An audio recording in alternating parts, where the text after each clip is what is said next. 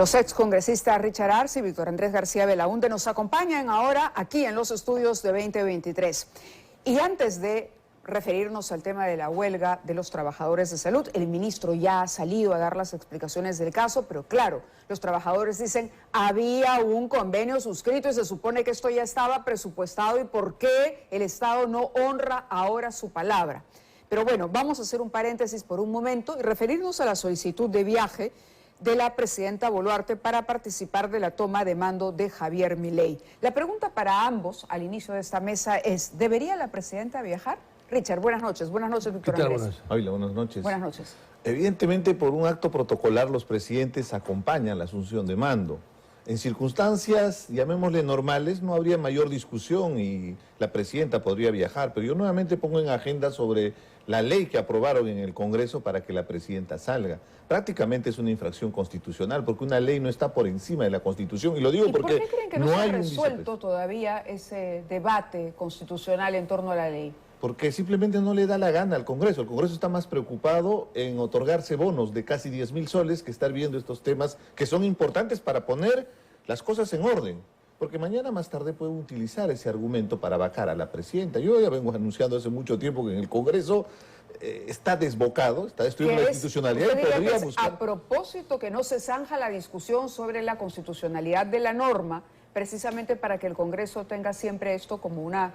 Para hacerle pisar el palito, latente, ¿no? Para hacerle pisar el palito, evidentemente. O sea, en política no hay casualidades. Y lo otro, es cierto, hay una especie de componente entre el Congreso y el Ejecutivo para quedarse hasta el 2026. ¿Qué dice Víctor Andrés? Y eso genera que se dé este tipo de circunstancias, ¿no? Víctor Andrés. A ver, es cierto, en los últimos tiempos los presidentes suelen ir a las transmisiones de mando de otros colegas, ¿no?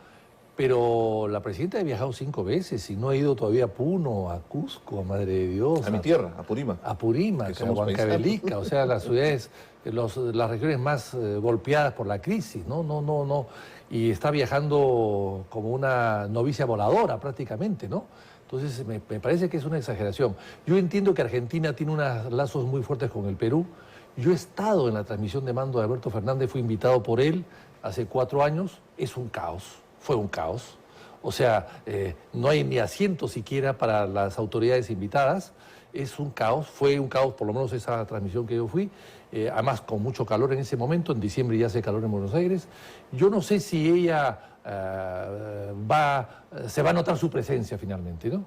Entonces, no, más bien lo que podría hacer ella es invitar a Milei al Perú. Eso es lo que se suele estilar. Y finalmente mandar al canciller. El canciller ha vivido en Buenos Aires muchos años. Conoce mucho a Argentina, tiene amistades en Argentina. El gesto sería mucho mejor, tendría mucho mejor aceptación por parte de la ciudadanía. No, se evita problemas, no solo que un detalle. Justamente el canciller está en Ecuador para la asunción de mando de Noboa, entonces... Claro, pero lo de Noboa es un periodo corto, ¿no? Sí, bueno, pero es una transmisión de mando. Claro, es una transmisión de mando. Tampoco puede ser distinciones. Escuchamos a la presidenta porque ella le ha enviado un mensaje justamente a Purímac a propósito del anunciado inicio de nuevas protestas. Vamos a escucharla y analizamos con nuestros invitados. Querido gobernador, querido paisano, la violencia, venga de donde venga, no beneficia a nadie ni a nada. Bien sabemos, los apurimeños sobre todo, que en finales del año pasado e inicios de este año hemos tenido algunos momentos de violencia y ¿qué hemos logrado con ello? Absolutamente nada. Nada, queridos paisanos, al contrario, hemos retrocedido y no hemos podido trabajar. Comentarios de Richard Arce. Evidentemente esos mensajes quedan en el vacío cuando vemos el tema de las víctimas, ¿no? Porque eso es una realidad inobjetable, inclusive con las denuncias de violaciones a derechos humanos. Eso no se puede tapar el sol con un dedo. Entonces, tal vez era la oportunidad para que siga expresando las disculpas, pero sobre todo la responsabilidad política que debió haber asumido en su momento. Porque en democracia no puede haber muertos en una protesta. Entonces, el primer jalón de oreja. Lo segundo es que en ese momento hablaron el tema del gas. Han anunciado que va a haber gas. Y discúlpame, Mávila, yo vengo escuchando eso hace 20 años, que va a haber gas en Apurímac. Para empezar, no existe ningún gasoducto. Decían el gas virtual que iban a instalar, pero deberían aclarar, porque así mismo ella anunció el hospital de Andahuaylas, que es un hospital paralizado. Lo hizo el día del mensaje a la Nación. Estuve aquí en SET. Hasta el día de hoy, están discutiendo el día de hoy la ley de presupuesto y no está considerado el hospital de Andahuaylas. ¿Por qué? Porque ese tiene un problema de arbitraje con la empresa española que estuvo construyendo. El asunto es que no estén generando expectativa, no estén lanzando propuestas que genera esperanza a la población, pero si no tienen el presupuesto es un craso error porque genera más desconfianza y más aún con el alto nivel de desaprobación. ¿Qué dice Víctor Andrés? ¿Innecesario este mensaje directo, digamos, al gobernador o más bien un mensaje oportuno, un llamado a la calma? ¿Cómo lo analiza? No, a ver, yo quisiera un poco a terminar con la pregunta anterior. En Argentina hay muchos peruanos, muchísimos peruanos, tanto como en España o en Chile o en Ecuador y quizás de algunas zonas de Estados Unidos. Y hay Sendero también. Hay que recordar que un embajador fue cesado porque tuvo contactos con Sendero en Buenos Aires, el embajador Lynch en su momento. Entonces, si ella va a Buenos Aires, se corre el riesgo de que esa gente se organice muy bien, porque están organizados con ciertos sectores radicales del peronismo y le puedan hacer pues pasar unos malos momentos, con lo cual se desprestigia a ella y desprestigia al Perú. Y en segundo lugar, hablando de temas internacionales, el señor Maduro nos ha insultado y la señora no ha dicho nada. La señora debía contestarle a Maduro en su mismo lenguaje. El Maduro nos ha insultado.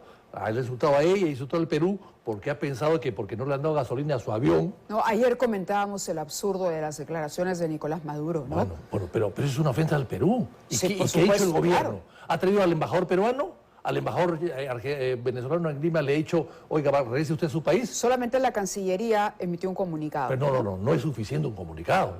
Es un insulto muy grave al Perú y a su gobierno y a nuestro pueblo. Eso no es cuestión de un comunicado. Ahora, yo siento, y ustedes me dirán si es correcto o no, pero la presidenta se ha dirigido a esta población porque ella sabe, tiene información que vienen organizándose algunas protestas. Y lo que ha querido es tender la mano y decir, miren lo que ganamos el año pasado, no ganamos nada. Richard Arce decía una cosa, muy cierta también, ha pasado un tiempo prudente y todavía las víctimas sienten que no se investigó, no hay responsables, no hay una línea que ella le haya dedicado de pesar, por ejemplo, a la pérdida de estos compatriotas. No, es cierto eso, yo estoy de acuerdo con él, totalmente es cierto, pero también ha habido 4 ministros del Interior y hay un ministro de Defensa que tuvo responsabilidades en esos actos de diciembre y enero pasado y sigue siendo ministro. Lo han premiado.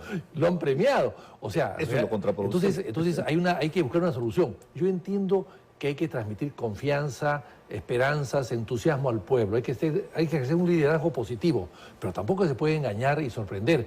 Prometer algo que sabe ella que no se puede cumplir. Eso es fatal, porque gana un día, un mes o 2 meses, pero a la larga... Claro, tiene la sensación de que está en una realidad paralela, ¿no? Así es. En una realidad paralela en la que estamos discutiendo. Les pido, tenemos poco tiempo, pero les pido algo muy corto, breve y contundente sobre este decreto legislativo que establece mecanismos para el deshacinamiento de los penales. Dice, conversión de la pena privativa de la libertad. En los casos en que no fuera procedente la condena condicional o la reserva del fallo condenatorio, el juez podrá convertir la pena privativa de libertad no mayor de 2 años en otra de multa, o la pena privativa de libertad no mayor de 5 años en otra de presentación de servicios a la comunidad. Entendemos que se trata de delitos leves, ¿no? O limitación de días libres a razón de un día de privación de libertad, etcétera, etcétera. La pena impuesta es no mayor de 10 años, dice. La pena impuesta es no menor de 10 años ni mayor a 12. En este supuesto, de manera conjunta, la pena de vigilancia electrónica personal... A ver, vamos al punto. Creo que aquí no lo tenemos muy claro porque además se agota en detalles el decreto, pero lo concreto es que ya...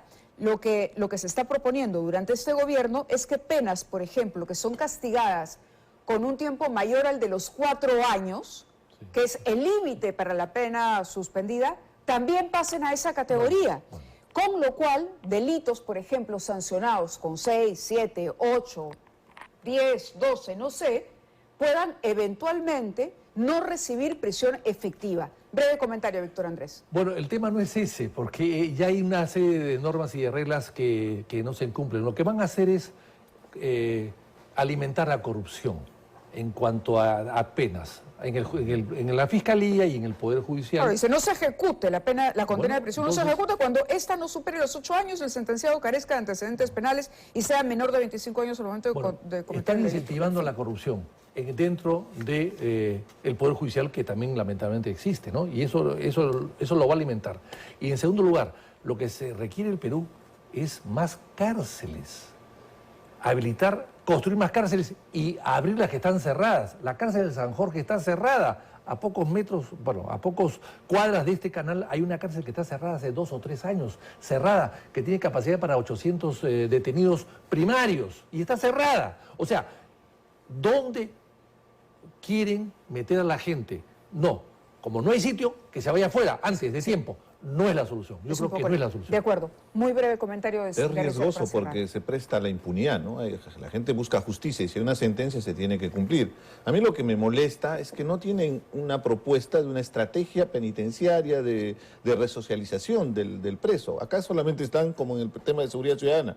Quieren soltar una medida de alguna manera demagógica para generar el rédito político, pero no tiene ningún sustento para poder generar realmente un cambio en el tema penitenciario. Hay problemas serios con el hacinamiento, con problemas de salud. En la pandemia lo hemos visto. Y necesitamos cárceles, y la presidenta habló de cárceles. Pero necesitamos una política clara. Correcto. Desde el INPE y evidentemente el Ministerio de Justicia, que es el encargado y responsable de Bien, les agradezco a ambos, sector. como siempre, que hayan estado con nosotros. Siempre es un placer conversar con ustedes y discutir estos temas de fondo. Gracias. Vamos a la pausa, nosotros en 2023, y vamos a recordar